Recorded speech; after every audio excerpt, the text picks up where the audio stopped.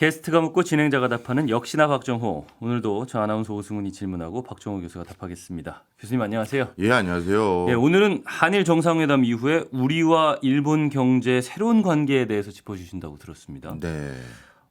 한일 정상회담 이후에 공동 언론 발표문 때문에 네. 좀 이런저런 얘기는 굉장히 많았습니다. 맞습니다. 예, 그 한일 관계의 기반에 입각해라는 문구에서 그게 국교 정상화 당시에 한일 청구권 협정을 강조한 것 아닌가 이런 논란도 일기도 했고. 예. 근데 중요한 것은 미래지향적이고 상호 호혜적인 공동 이익을 위해서 함께 협력해 나가야 한다는 점에 인식을 같이 했다라고 해서 앞으로 펼쳐질 한일 관계가 어떻게 될 것인가에 좀 주목하게 되는데 네. 그래서 오늘 이 시간이 굉장히 중요할 것 같습니다. 예.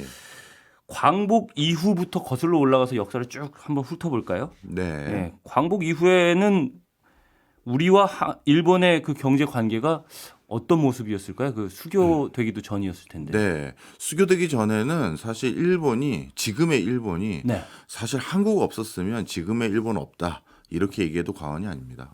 네. 무슨 말씀인지 알겠어요. 그죠? 한국 한국 전쟁. 전쟁. 네, 네. 맞습니다. 사실 누군가에게 큰 돈을 벌 수 있는 기회는 통상적으로 전쟁인 경우가 많아요.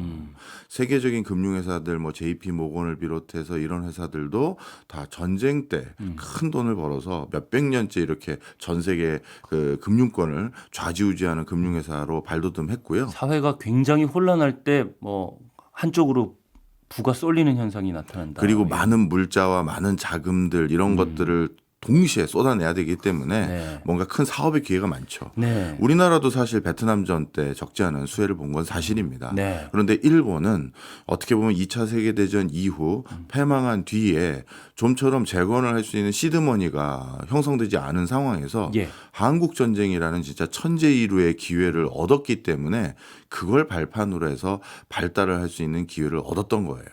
그리고 나서 한국전쟁 끝나고 나서는 일본과 한국은 당연히 과거사적인 이슈가 있으니까 네. 수교도 안 한 국가이지 않았겠습니까? 네. 수교도 안 한 국가와 비즈니스를 한다는 건 사실 쉽지가 않습니다. 그렇기 때문에 통상적인 어떤 뭐랄까요 거래가 굉장히 미비했죠. 네. 있긴 있었다는 얘기. 있긴 말씀이시고요. 있었습니다. 예. 그렇지만 뭐 그 수준이 뭐 진짜 10%도 훨씬 안 되는 아주 미비한 수준이었고요. 예. 그런데 이제 1965년 이제 우리 대일 청구권 우리 이제 피해 보상을 달라.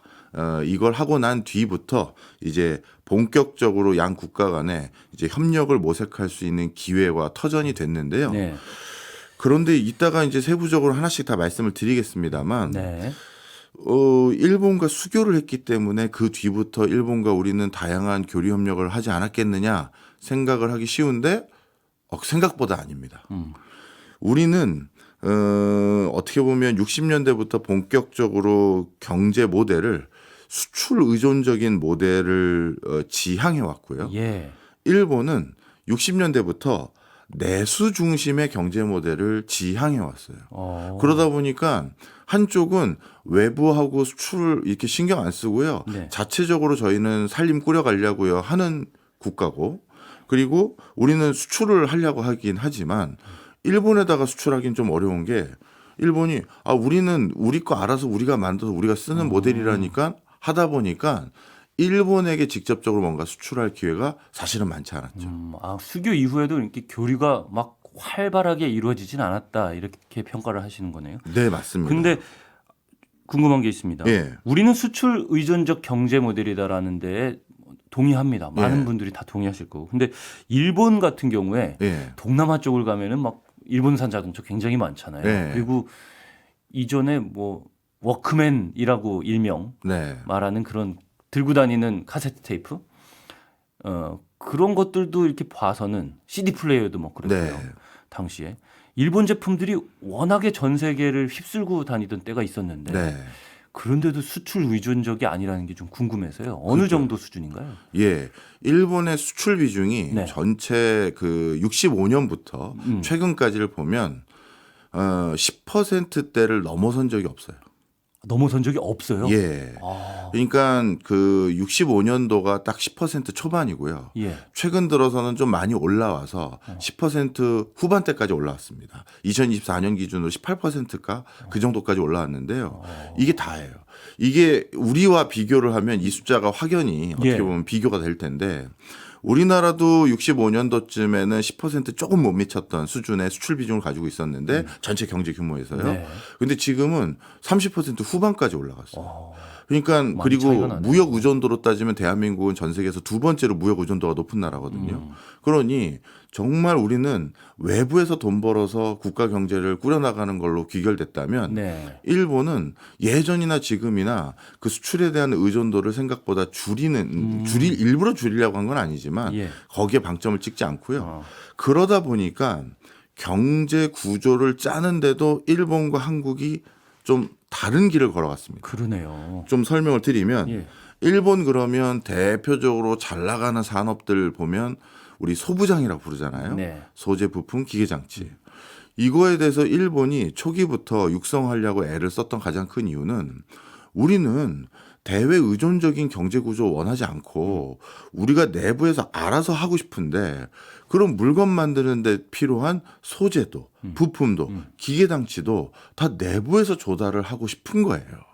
바로 그걸 지향해 왔기 때문에 소재, 부품, 기계 장치를 하나하나 다 육성을 해왔고 그걸 기반으로 완성품 만드는 아까 워크맨도 말씀 주셨고 자동차도 말씀 주셨는데 그 회사들이 내부에서 다 이걸 전부 일괄로 다 패키지로 다 공급받을 수 있는 생태계를 만들어 왔던 게 일본입니다. 근데 궁금한 부분이 소재, 부품, 장비 같은 것들을 우리가 직접 만들어야 된다라고 일본이 깨닫고 그렇게 정책을 세웠던 이유 같은 게 혹시 있나요? 예. 이유가 정확히 뭐냐면요. 예. 할 수 있는 역량이 있었기 때문에 이런 선택지를 선택한 겁니다.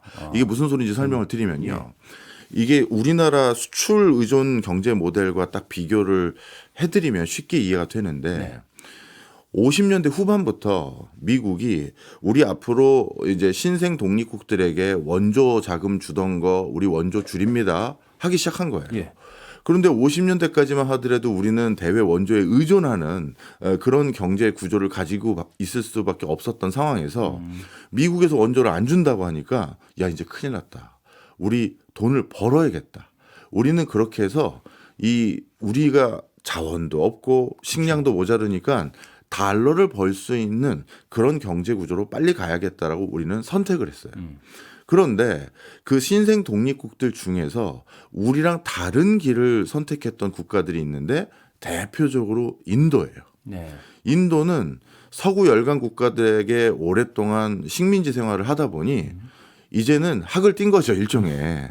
우리가 언제까지 이렇게 외국에 의존하는 경제 구조를 해야겠느냐. 예. 그래서 우리는 자립 경제를 우리가 스스로 만들어 보자. 우리 인도는 식생대가 저기 열대지방부터 아열대가 아니라 온대지방까지 다 워낙 땅이 길고 크다 보니까요. 다 있다 보니 먹거리도 자체적으로 조달할 수 있는 게 많고 또 생각보다 자원도 많아요. 예. 그러니 우리가 외국에 의존할 필요 없어.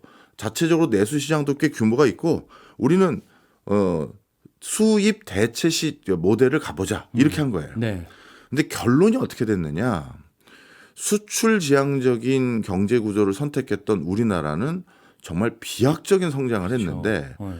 수입을 대체해서 서구 열강 국가에게 의존해 보지 않은 그런 경제 구조를 선택했던 그런 인도나 북아프리카 일부 지역들은 지금도 사실 그 국민 소득이 그렇게 높지가 않아요. 왜 이렇게 된 거냐? 예. 우리는 수출을 하려다 보니까 어떤 일을 경험하게 됐냐면 네. 눈높이를 글로벌 스탠다드에 맞춰야 되게 된 거예요. 무슨 소리냐면 일본 같은 경우는 외국에서 들어오는 물건들 싹 막아주고 내부의 기업들이 내부에 판매하는 것만 쭉 하려고 하잖아요. 네. 그러다 보니까 무슨 문제가 생겼냐면 내수의 그 국민소득 열악한 국민들의 그 눈높이라는 게 정확한 물건도 그냥 쓰게 되잖아요. 그러다 보니까 인도의 기업들이 내수 시장을 기반으로 성장하고 글로벌 기업으로 치고 나가는 것이 아니라 그 조악한 국민소득의 국민들의 눈높이에만 맞추면 물건이 팔리니 외국 물건도 안 들어오니 혁신을 안 하는 거죠. 그리고 물건을 좀 정교하게 만드는 것도 등한시하고요. 예. 그러다 보니까 거긴 퇴보가 됐는데 우리는 어떻게 됐다? 외국에 갖다 팔아서 달러를 벌어야 되다 보니 이걸 미국 시장에도 들고 나가고 그다음에 동남아 시장도 들고 나가고 유럽 시장도 들고 나갔더니 이 물건 뭐예요? 아, 이런 거 우리 못 사. 이거 뭐 몇 번 빨래하면 뭐 염색 다 빠지겠네. 이렇게 된 거죠. 자, 그래서 정리를 하면 우리는 바로 그 과정에서 글로벌 스탠다드의 물건을 맞춰서 생산하는 걸 본의 아니게 훈련을 하게 됐고 네. 그리고 또 한 가지가 글로벌 스탠다드의 변화 트렌드를 누구보다 빨리 읽게 된 거예요. 네. 근데 바로 그 순간에 아까 이제 이걸 설명을 드려야 네. 소부장 얘기를 할 수 있어서 예. 그 글로벌 스탠다드에 물건을 맞추어서 만드는 것도 쉬운 일이 아닐 거 아니겠습니까? 그럼요. 그런데 우리나라는 한 번도 근대화된 공장을 운영해 본 적도 경험도 일천하고 예. 그런 물건을 만든 노하우도 없고 그런 물건을 만든 데 필요한 자금도 많지 않은 상황에서 그런 물건을 만든 데 필요한 소재도 우리가 개발하고 부품도 개발하고 기계 장치도 우리가 만든다? 그런 자금 여력이 없는 거예요. 그러면서 고도 성장도 해야 되고 할 그렇죠. 수는 없겠죠. 시간 여력도 없고요. 네. 그래서 소재 부품 기계 장치는 전량 일본에서 사오고 네. 그리고 우리는 마지막 단계인 최종재 그것만 조립하고 잘 패키징하고 해서 갖다 팔자. 그렇게 해서 조금이라도 이윤을 얻어보자. 이게 우리의 전략이었고요. 네. 일본은 반대로 아까 전쟁 얘기했잖아요. 예. 1차 세계대전, 2차 세계대전 등등에서 오랫동안 전쟁을 수행하다 보니까 물건을 꼭 정교하게 만들어야 될 이유가 생겨버렸어요. 아까 수출하면 물건을 정교하게 만들어야 될 이유가 예. 글로벌 스탠다드에 맞춰야 된다는 게 있지만 네. 또 한 가지 이유가 전쟁이에요. 예. 예를 들어서 군납을 하는데 총을 납품하고 포탄을 납품했어요. 근데 갑자기 전장에서 불발탄이에요. 이야, 이거는 안 되죠. 큰일 날 일이죠. 예. 전쟁에서 질 수도 있고 아군의 사상자가 늘어날 수도 있는 거예요. 예. 그러다 보니까 전쟁에서는 불량이라든가 고장을 용납할 수 없는 상황이다 보니 일본의 제조 역량이 그 수많은 전쟁들, 뭐 청일 전쟁, 중일 전쟁, 이 태평양 전쟁 등등을 통해서 너무 고도화되고 경쟁력을 갖출 수 있는 경지까지 이르렀던 겁니다. 예. 그래서 일본은 소재 부품 기계 장치에 대한 기초 역량이 공고했었고요. 그런데 한국 전쟁으로 그걸 다시 한번 재건할 수 있는 시드머니까지 생겼으니 우리는 수출만 의존할 필요도 없고 드디어 수입 대체 또 내수 시장 중심으로 경제를 꾸려나가 보자. 이렇게 판단할 수 있었던 여지가 있었던 거죠. 그러니까 수출 의존적 경제 모델을 선택한 우리나라와 네. 그다음에 내수 중심의 경제 모델을 선택한 일본의 네. 차이를 여쭙고 싶었는데 지금까지 인도의 경우랑 또 비교해서 말씀을 해주시고 하니까 네. 일본이 소부장을 발전시키고 그게 굉장히 발전된 나라로서 출발을 했고 예. 그렇기 때문에 내수 중심의 경제 모델을 선택했음에도 불구하고 네. 인도와 같은 그런 길을 가지는 않았다. 네. 이해가 됩니다. 네. 근데 어쨌든 지금 말씀하신 쭉 얘기를 들어보니까 예. 지금에 와서 네. 한국의 완성품들이 예. 일본보다 국제적으로 더 인정을 받는 지금에 와서 인정을 예. 받는 이유는 또 글로벌 스탠다드에 맞추려는 노력을 우리는 꾸준히 했고 일본은 어쩌면 내수 중심의 경제 모델이었기 때문에 네. 그 부분에 대해서 우리보다는 덜 노력해서 이게 좀 차이가 또 요즘에는 생기지 않았는가 하는 생각까지 드네요. 정답입니다. 네. 그래서 사실 일본 내부에서 2000년대 이후부터 어떤 자조적인 목소리가 높아졌었냐면요. 아우, 저 한국 애들 저거 아무것도 아니다. 우리가 소재도 제공해주고 부품도 주고 우리 장비로 다 저 전자제품도 만들고 조선도 만들고 자동차도 만드는 거 아니냐. 우리가 장비 안 주면 쟤네 아무것도 못한다. 그러면 이렇게 하자. 쟤네 요즘 돈 좀 번 것 같은데 그러면 우리가 우리 소재와 우리 부품과 우리 기계 장치로 우리가 한국처럼 이제 갖다 만들어 갖다 팔자 해외로. 그러면 우리는 한국에게 마진을 일부 떼서 제공을 해주는데 그 마진까지도 우리는 자체적으로 이익으로 실현할 수도 있거나 예. 아니면 우린 그 마진을 받지 않아도 되니 더 싸게 팔 수도 있지 않겠느냐 이런 생각으로 2000년대 이후에 일본의 기업들이 우리처럼 전 세계 시장을 공략해 보려고 했는데요. 결과가 어떻게 됐느냐? 참혹했습니다. 왜냐하면 현지 소비자들의 기호, 트렌드에 맞춰서 마케팅, 영업 그리고 뭔가 제품을 살짝 바꿔서 제공해줘야 되는 게 있거든요. 네. 자동차는 어쩔 수 없다 하더라도 그런 것들에 대해서 뭔가 흔히 말해서 딱 기호를 맞추질 못하는 거예요. 감을 잃어버린 거죠. 그런 느낌이네요. 네. 그러다 보니까 일본이 야 이거 이제는 우리 소재 부품 기계 장치가 의미 있는 것이 아니라 저렇게 글로벌 스탠다드에 맞고 새로운 트렌드에 맞게끔 물건을 판매하는 한국의 역량도 절대 무시할 게 아니다. 이런 생각을 하나 갖게 됐고요. 예. 그리고 지금 말씀 주셔서 일본 얘기 하나만 더 하면 네. 일본은 이상하게 왜 우리나라처럼 FTA 같은 거 많이 안 하나요? 이런 소리 많이 했잖아요. 네. 우리나라는 전 세계에서 FTA를 가장 많이 체결한 국가. 그래서 전 세계에서 경제 영토가 제일 넓은 국가. 이게 우리의 닉네임 중에 하나거든요. 근데 우리는 FTA를 많이 체결했던 이유가 우리는 수출을 해야 되기 때문에 수출의 원활함을 도모하기 위해서 관세도 없애고 통관 허들도 없애기 위해서 FTA를 체결한 건데 일본은 앞서 말씀드렸잖아요. 내수 중심의 경제 모델이라고요. 그러니까 직접 이렇게 수출을 가서 해야 될 이유가 많지 않은 거예요. 그래서 일본은 FTA를 거의 체결을 안 하다가 요즘은 CPTPP를 비롯해서 한 번에 한국처럼 FTA를 대거 체결해 보자라고 뒤늦게 이제 시장에 뛰어들었는데 이것도 생각보다 우리보다 이렇게 공고하진 않습니다. 예. 그래서 앞서 한일 정상회담에서 일본과 한국이 다시 잘 지내보자라고 목소리를 내고 있는 것들 중에 하나가 지금 이 한국의 수출 의존형 경제 모델과 내수 중심의 경제 모델이 진화 발전하다 보니 예. 이제 일본이 어떤 판단을 하게 됐냐면 한국의 FTA 채널을 활용하는 게 낫겠다. 우리가 직접 진출을 하는데 FTA 하나하나 이제부터 체결하려느니 또 2, 3년 이상씩 시간 걸리는 나라가 부지기수고 그리고 CPTPP는 아직 미국이 들어오지 않았단 말이에요. 그런 것들에 대해서 여러 가지 의구심도 있고 네. 그래서 결국 우리 물건을 수출하는 경로를 한국 채널을 좀 많이 활용하는 게 중요하겠다. 아. 이런 인식도 있는 거죠. 현재는 그런 흐름까지 왔다라고 말씀을 해주셨고 예. 이 부분은 또 2부에서 다시 얘기를 하도록 하겠습니다. 왜냐하면 요즘에 이제 경제 관계 같은 것들을 다시 짚어볼 때 얘기를 하는 게 더 좋을 것 같아요. 네. 다시 과거의 시점으로 길게 예. 돌아왔지만 결국에는 한국은 수출 의존적 경제 모델을 택했고 일본은 내수 중심의 경제 모델을 택해서 좀 차이가 벌어졌다. 이런저런 차이가 생겼다라는 말씀을 해주셨고 네. 다시 한국과 일본의 경제 교류가 시작된 65년 한일 국교 정상화. 네. 이때로 돌아가 보면 이때부터는 그럼 활발해진 건가요? 아니면 그 이후에도 좀 지지부진하긴 했나요? 생각보다 활발하지 않았습니다. 네. 이것도 좀 설명을 드릴게요. 이제 한국과 일본이 수교를 맺으면서 그 대가로 대일 청구권 자금을 받지 않았습니까? 네. 우리는 피해 당사자니까요. 근데 그 대일 청구권 자금의 세부 내용을 보면 그 당시 상황을 우리가 유추할 수가 있는데요. 예. 일단 무상 자금으로 지원받은 게 3억 달러예요. 예. 이 3억 달러를 10년간 매년 3천만 달러씩 우리에게 현물로 제공하기로 했습니다.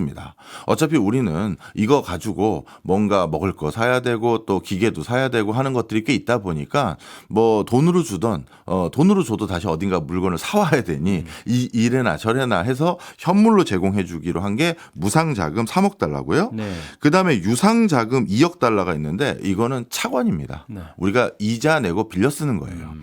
7년 거치 13년 분할 상환으로 연리 3.5%인데 저리인 거는 분명 사실이긴 합니다만 예. 하지만 분명 이자를 내고 있는 거라는 게 중요하고요. 네. 그리고 일본 입장에서는 이렇게 설명합니다.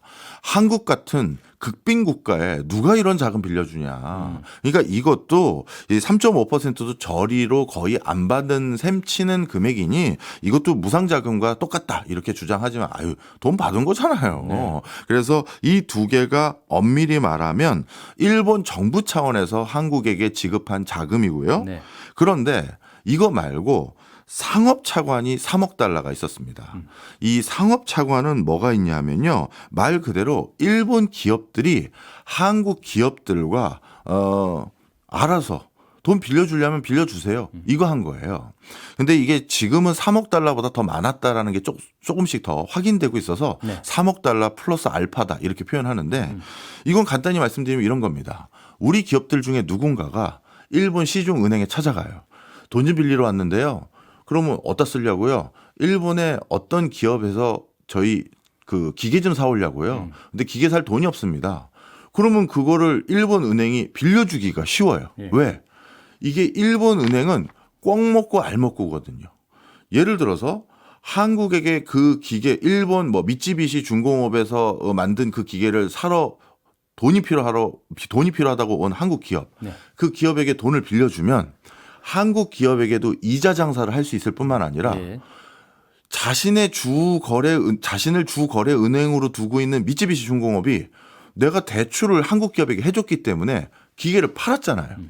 그럼 그 기계 판 거라는 건 매출이 잡힌 거잖아요. 네. 그럼 매출 잡힌 거는 다시 얻다가 예금하죠? 주거래은행에 또 예금하잖아요. 네. 그러니 일본 시중 은행들은 오라 이거 한국 기업들에게 대출을 해줬더니 대출 상품 팔아서 이자 버는 것도 있는데 그렇게 해서 대출이 다시 내 주 고객사에 매출로 잡혀서 나에게 다시 또 입금이 들어오네. 야 이거 꽁 먹고 알 먹고네. 해서 그 당시 그런 것들이 알려지게 되면서 상업차관이 3억 달러 제공이 됐는데 예. 자 그럼 이것까지 다 정리를 했을 때 이 돈들이 일본 경제에 한국 경제가 더 애속되는 그러니까 귀속되는 형태로 진화 발전했느냐?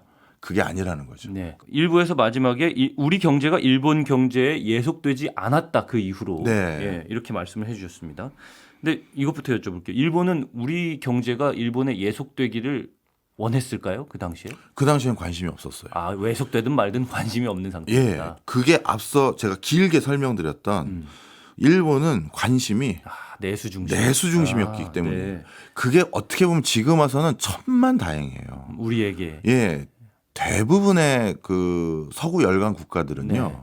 어떤 개도국에 자금 빌려주거나 차관 제공해주거나 이러잖아요. 네. 그러면 그 다음에는 그 개도국의 그 선진국에 경제적으로 주종 관계까지 가는 형태로 진화 발전하는 경우가 정말 많아요. 어떤 방식으로 그렇게 할까요? 여러 가지가 있는데요. 네. 대표적으로 뭔가 물건을 사주고 물건을 판매하고 이런 모든 루트, 판매망을 본인들이 결정하고 그리고 돈을 빌려줄 때 지금 일본은 일부에서 제가 뭐라고 말씀드렸냐 하면 시중은행들이 이자놀이만 했다고 말씀드렸잖아요. 예. 그리고 일본 기업들이 그냥 장비만 팔고 소재만 팔았다고 했잖아요. 네. 그런데 미국, 영국, 프랑스, 독일 같은 경우는 북아프리카 지역이나 중남미 지역이나 이런 지역에 두세 가지를 같이 들어가 버리는데 네. 아예 금융권이 먼저 들어가요. 금융, 돈줄을 잡고 있는 건 결국 생명줄을 잡는 네, 거예요. 네, 네. 그래서 금융시장을 먼저 장악하고 네. 그다음 두 번째, 그다음에 그 회사들의 지분을 일부 취득해 갑니다. 아, 예.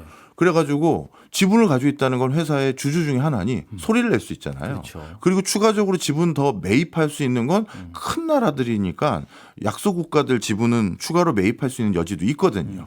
바로 그래서 쥐고 흔들어대면서 목줄을 거머쥐게 하는 경우가 많은데 예. 이게 지금 와서 생각하면 우리에겐 천만다행인 게 일본이 그 당시 한국을 다시 경제적으로 우리 밑에 두자 이런 데 관심이 별로 없었고요. 본인들 내수 중심으로 빨리 전후 피해 복구하고 경제적으로 부상해보자 이거에만 관심이 있었고 물론 일본의 내부 문서를 보면 아유 저 이를 벅벅 갈고 있는 한국인들이 조선인들이 우리가 진출해서 뭐 하겠다고 그럼요. 하면 제가 그 말씀 드리려고 했습니다. 문 열어주겠어? 예. 이런 판단도 일부 있었죠. 굉장한 저항에 부딪혔을 겁니다 아마. 저항에 부딪히겠지만 또 항상 서구 열강이 잘하는 게 뭐예요? 교묘하게. 그렇죠. 아, 이간질 시키고 또 자기와 생각이 같이 하는 사람들 포섭해서 하는데 예.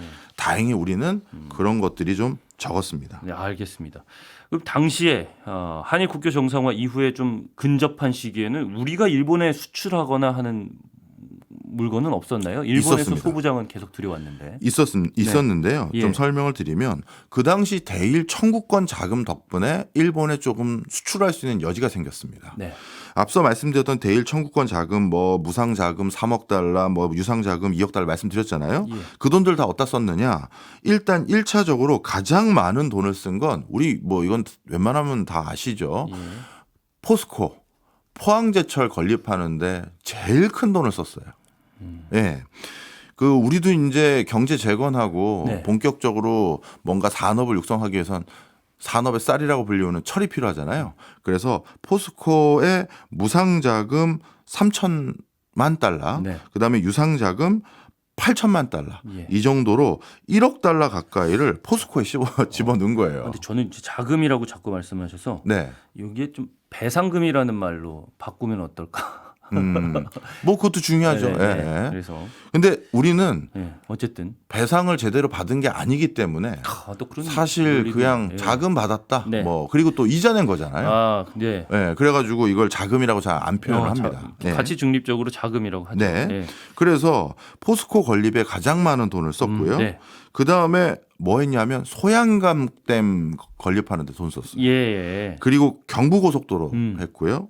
철도 건설하고 그다음에 농업용수 개발하고 여기까지는 우리가 일본과 교역하기 위해서 했다기보다는 전 세계적으로 수출하기 위한 밑거름을 만든 거죠. 네.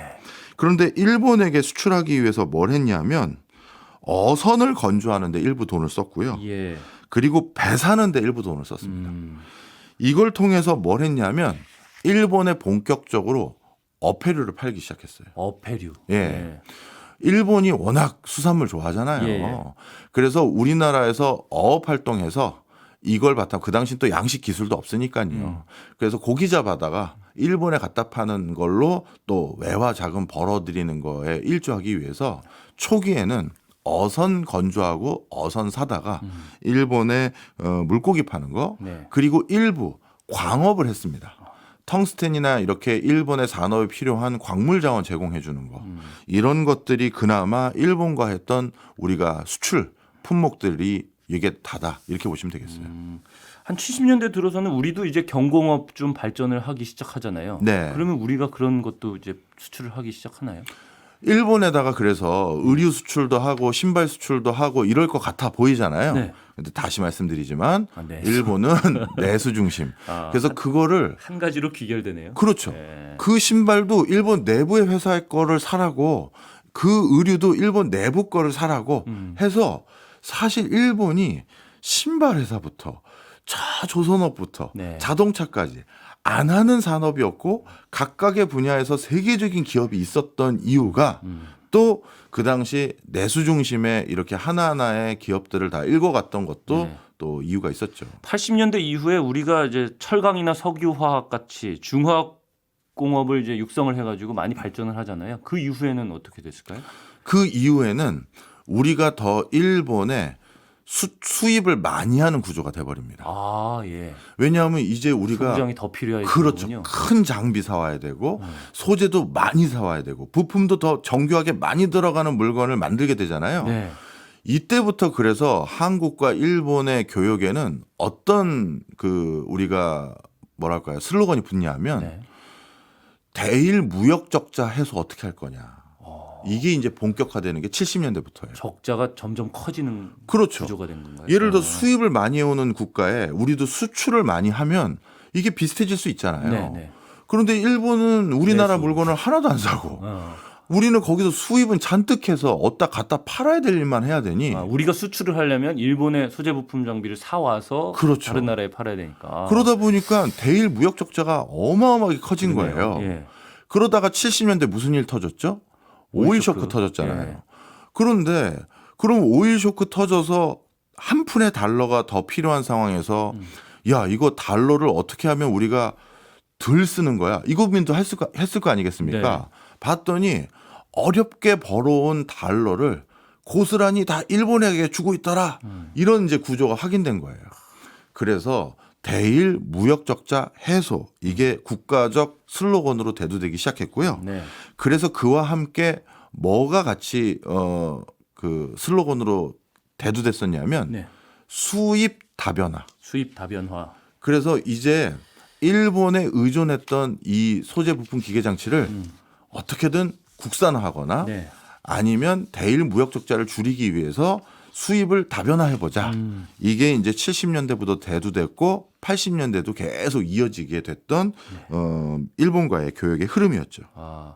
그럼 무역 적자는 계속해서 이제 증가를 하는 추세였고 언제부터 맞습니다. 완화가 되기 시작했나요? 그러면? 사실 완화가 된 것도 되게 아이러니하게요. 예. 우리가 2000년대 이후부터 본격적으로 여러 국가들과 FTA를 체결하지 않습니까? 예. 그 FTA 체결하는 것은 원래는 수출을 더 많이 하기 위해서 체결을 한 거잖아요. 네.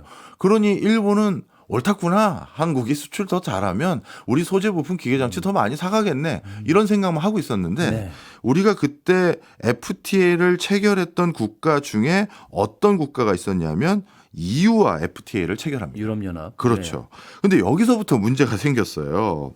EU와 FTA를 체결했는데 EU는 일본 못지않은 소재 부품 기계 장치를 잘 만드는 회사들이 그렇죠. 많잖아요. 전쟁도 여러 번 치렀고 그 과정에서 그렇죠. 많이 발전을 시켰겠죠. 맞습니다. 네. 기초과학도 우리 사실 노벨상 수상자 보면 일본 아니면 유럽 아니면 미국이잖아요. 솔직히. 예. 그러다 보니까 엄청난 소재 부품 기계 장치가 거기 잔뜩 있는 거예요. 네. 그런데 FTA를 체결해서 어떤 일이 생겼냐면 어라? 이제 유럽에서 이런 거 사오는 것도 관세도 부과되지도 않고 여러 가지 통관 프로세스가 편해졌는데 아, 이렇게 됐고 수출을 늘리기 위해서 FTA를 체결했더니 수입선 다변화가 왔네요. 그렇죠. 예. 그리고 유럽 애들도 한국과 FTA를 체결하고 났더니 한국 시장에 대한 이해도가 높아진 거예요. 예.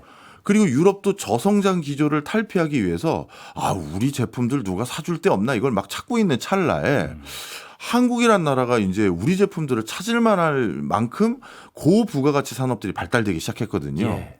그래서 EU에서도 바이어가 한국에 찾아오고 한국도 EU 거를 쉽게 사기 편한 환경에 도래하다 보니 이제 일본에 문제가 생겼죠. 우리한테 가끔 연락 왔던 한국 애들이 연락이 안 오고 유럽 물건 사다 쓰기 시작했다는 소리가 들리는 거예요. 예. 반도체 장비 요즘 일본 거 안 갖다 쓰고 히타치 거 안 쓰고 저기 뭐 유럽에 이상한 데 가서 사다가 쓴다며 한국 애들이 예. 야 걔네들 그걸 어떻게 알았지? 그러고 소재도 마찬가지고 네. 이런 일이 생긴 거예요. 그래서 일본이 이때부터 야 한국이 우리에게 중요한 교역 파트너였구나. 이걸 하나 자각하게 되는 게 있고요. 네. 그다음 또 하나가 진지하게 생겼습니다. 깨달았어야 되는데. 진작에 깨달았어야죠. 그다음 또 하나가 더 있는 게 예. 뭐가 있냐면 일본은 일본 내에 자기네들 소재 부품 기계 장치를 사줬던 회사들이 네. 위상이 옛날 같지 않은 거예요. 그렇죠. 그렇잖아요. 예. 소- 소니니 뭐 그러니까요. 하는 그 굴지의 회사들이 이제는 그만큼의 영향력을 발휘하지 못하고 있으니까. 맞습니다. 네. 그래서 예전에는 한국에도 납품하고 일본 내에 자기네들 소재 부품 기계 장치를 사줬던 회사들에게도 납품하고 했는데 네. 이제 소니 TV는 안 팔리는데 한국 TV만 잔뜩 팔리는 거예요. 그러다 보니까 이제 일본 내부의 회사들이 자신의 물건을 찾는 비중은 거의 없고 한국에게 물건을 납품하기 위해서 소재 부품 기계 장치를 만드는 회사들이 넘쳐나기 시작했어요. 그러다 보니 한국에서 안 사주면 난리가 나는 거죠. 그러니까 한국이 수요 독점 기업이 돼버린 거예요. 그러다 보니까 어떤 일이 생겼냐면 한국에서 이 물건을 만약에 안 사고 유럽하고 장사를 해버리면 일본에서도 난리 나는 일이 생겨버린 거죠. 예. 대표적인 분야 중에 하나가 디스플레이입니다. 네. 우리나라 삼성 디스플레이, LG 디스플레이가 OLED 분야에 전 세계적으로 시장 점유율이 거의 90% 육박했던 적이 많거든요. 네. 그러다 보니까 중소형 패널 같은 경우는 뭐 80% 육박했던 걸 계속 유지해오고 막 그랬었어요. 요즘 뭐 중국이 많이 치고 올라오긴 했습니다만. 예. 그러다 보니 대표적으로 우베 머티리얼이라는 회사가 있는데 이 회사는 매출의 거의 90%를 그 한국 기업에다가 납품하면서 벌어들이고 예. 그다음에 이데미츠 코산이라는 회사도 역시 마찬가지인 거예요. 뭐 이거 한국 없으면 이 회사들 망하는 거거든요. 네. 바로 이런 구조까지 가버리다 보니까 일본 입장에서도 한국은 정말 중요해요.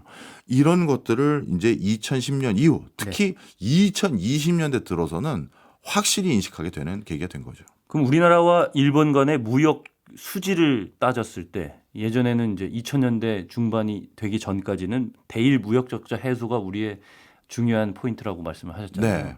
지금은 거의 수평적 관계가 됐나요? 아니면 아직도 좀 적자가 있는 편인가요? 아직도 적자입니다. 하지만 그렇군요. 이제 이 적자는 크게 우려를 안 해도 되는 게 네. 그래도 국산화도 더 하고 우리도 역량을 갖추는 건 중요합니다. 네. 그거 절대 하지 말자는 얘기가 아니고요. 그럼요. 예. 그건 중요한데 좀 전에 설명드렸잖아요.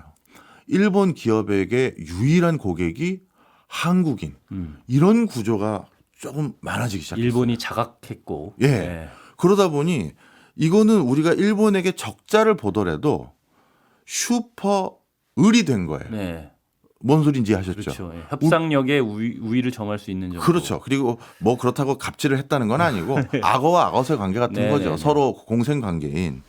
그러다 보니 한국이 잘 나가는 게 일본에게도 중요한 요소가 돼버린 거예요. 그리고 한국이 괜히 소재 부품 기계 장치 중에 일부를 한국 내에서 국산화하겠다는 목소리도 이제 부담스러워지고 예. 유럽과 장사하겠다고 자꾸 그래도 그것도 부담스러워지고 이런 상황이 되다 보니까 이번에 일본에서 한국과 잘 지내고 싶다. 네. 그리고 8.15 때 일본에서도 나름대로 반성까지는 아니지만 그래도 과거사에 대해서 다시 한번 좀 뭔가 네. 우리에게 의미 있는 메시지를 또 한번 일본 총리가 얘기를 했지 않습니까? 이런 거는 일본에게 한국이 지금 어떤 의미인지를 또 보여주는 대목이죠. 예.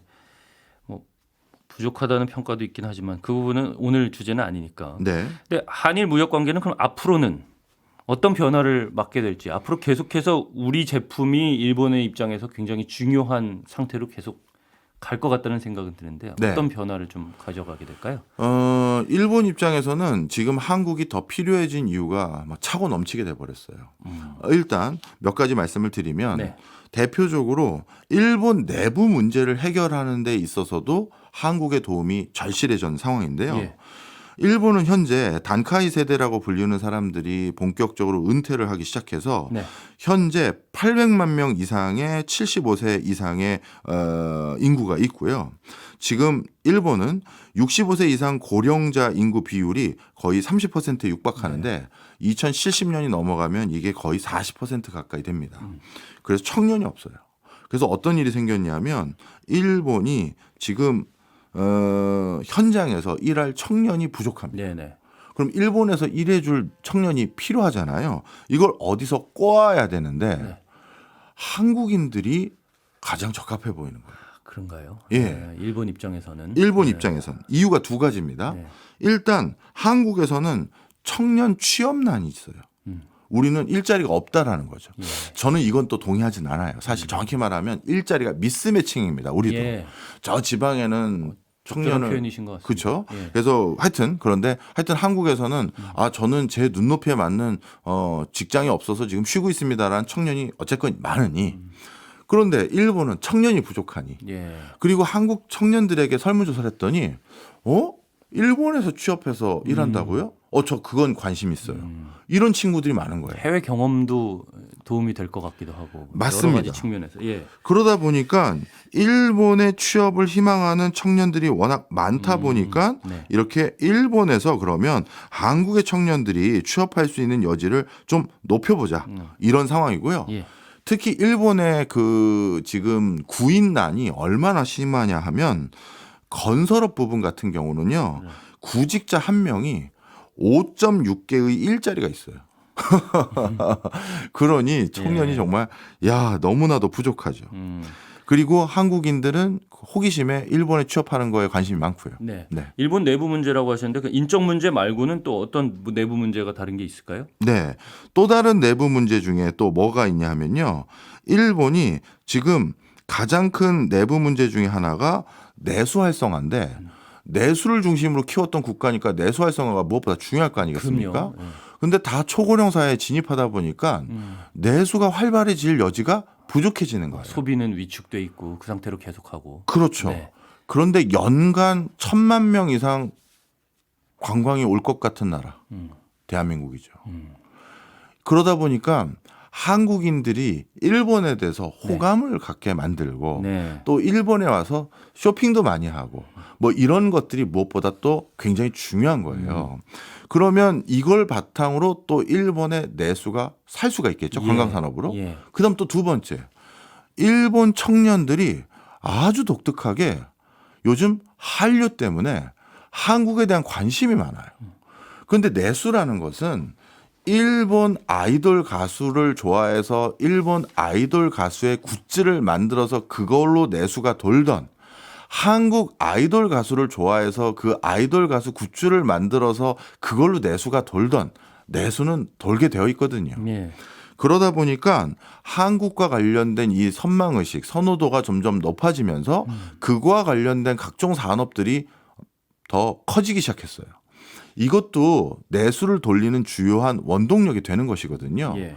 바로 이런 것들을 기반으로 해서 일본 경제를 조금 부양할 수 있다라고 생각을 하게 된 겁니다. 아, 그러다 보니까 지금 이런 것들이 한국에 도움이 크게 필요하다고 보는 거고요. 특히 이런 부분이 필요한 이유가 2025년 실질 GDP 성장률, 일본의 실질 GDP 성장률을 기존의 일본은행, 일본 중앙은행에서는 1.1% 성장할 것 같다라고 하다가 네. 0.5%로 대폭 하향 조정했어요. 네. 그런데 2026년부터도 0.7%대 성장률을 보일 것으로 전망하고 있고, 이렇게 성장이 더뎌지다 보니 물가 목표도 일본이 2%를 물가 목표로 잡고 있는데 네. 물가도 이 목표를 달성하는 시점을 자꾸 뒤로 미루는 시점입니다. 물가를 목표를 뒤로 미룬다는 거는 어떤 의미인가요? 예, 물가가 일정 정도 수준으로 물가 상승이 일어나야 네. 소비가 일어나거든요. 네. 물건값이 비싸질 것 같아야 지금 당장 사잖아요. 그렇죠. 물건값이 자꾸 떨어지거나 안정화되면 지금 당장 살 필요가 없잖아요. 네. 그러다 보니 내수를 일으키기 위해서는 어느 정도의 안정감 있는 물가 상승이 반드시 있어야 되는데 그 물가 상승이 자꾸 뒤로 미뤄진다는 건 내수를 못 살리고 있다는 얘기예요. 예. 알겠습니다.